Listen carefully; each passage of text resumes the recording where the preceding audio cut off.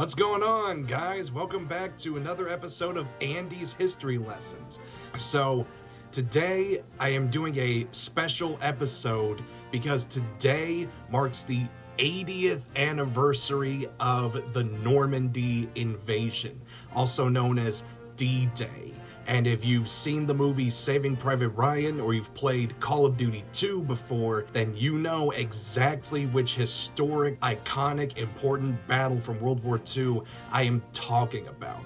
And I figured today I would talk about the Omaha Beach Landing, which was part of the D-Day landings. And real quick, these notes are all paraphrased from as well as directly quoted from History.com, which is the History Channel's official website. I'd like to give a shout out to the History Channel. In 1943, 3 years after the fall of France in June 1940, the Allied forces began to make plans for a massive naval invasion across the English Channel into France. This naval invasion was meant to be the beginning of a campaign to push the Nazis out of France and begin liberating Western Europe from Nazi occupation. This naval invasion would be known as the D-Day landings as well as the Normandy Invasion. In November of that same year, Adolf Hitler, who was aware of the threat of an invasion along France's northern coast, put Erwin Rommel in charge of spearheading defense operations in the region, even though the Germans did not know exactly where the Allies would strike. Hitler charged Rommel with finishing the Atlantic Wall, a 2,400-mile line of fortifications such as bunkers, landmines, as well as beach and water obstacles. And real quick, I just wanted to mention how the Omaha Beach Landing, this is the one that we see depicted in Saving Private Ryan. And for those of you who don't know, those little metal things that you see the soldiers trying to hide behind in the scene in the movie, those are called hedgehogs. And what they are meant to do is they are meant to punch holes in the underbelly of Higgins boats, which were the troop-carrying boats used during naval invasions in World War II. In January of 1944, General Dwight D. Eisenhower, also known as Ike, that was his nickname, was appointed commander of Operation Overlord. In the months and weeks before D-Day, the Allies carried out a massive deception operation intended to make the Germans think the main invasion target was Pas du Calais, the narrowest point between Britain and France, rather than Normandy. In addition, they led the Germans to believe that Norway and other locations were also potential invasion targets. Many tactics were used to carry out the deception, including fake equipment, such as a phantom army commanded by General George S. Patton and supposedly based in England across from Pas du Calais, as well as double agents and fraudulent radio transmissions. Eisenhower selected June 5th, 1944 as the date for the invasion. However, bad weather on the days leading up to the operation caused it to be delayed for 24 hours. On the morning of June 5th, after his meteorologist predicted improved conditions for the following day, Eisenhower gave the go-ahead for Operation Overlord. He told the troops, "You are about to embark upon the greatest crusade toward which we have striven these many months.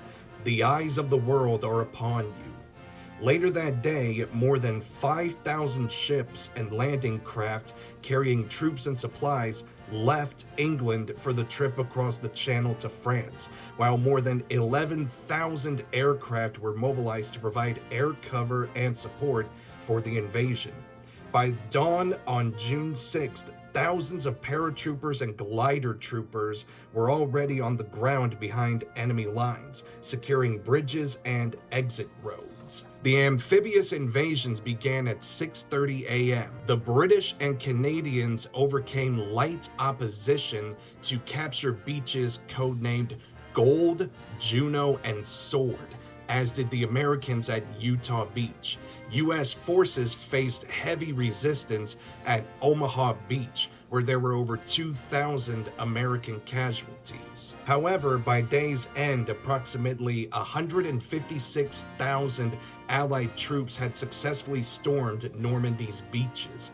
According to some estimates, more than 4,000 Allied troops lost their lives in the D-Day invasion, with thousands more wounded or missing. Less than a week later, on June 11th, the beaches were fully secured and over 326,000 troops, more than 50,000 vehicles, and some 100,000 tons of equipment had landed at Normandy. For their part, the Germans suffered from confusion in the ranks and the absence of celebrated Commander Erwin Rommel, who was away on leave. Rommel was actually in Berlin celebrating his wife's birthday. He was hanging out with the missus at the time.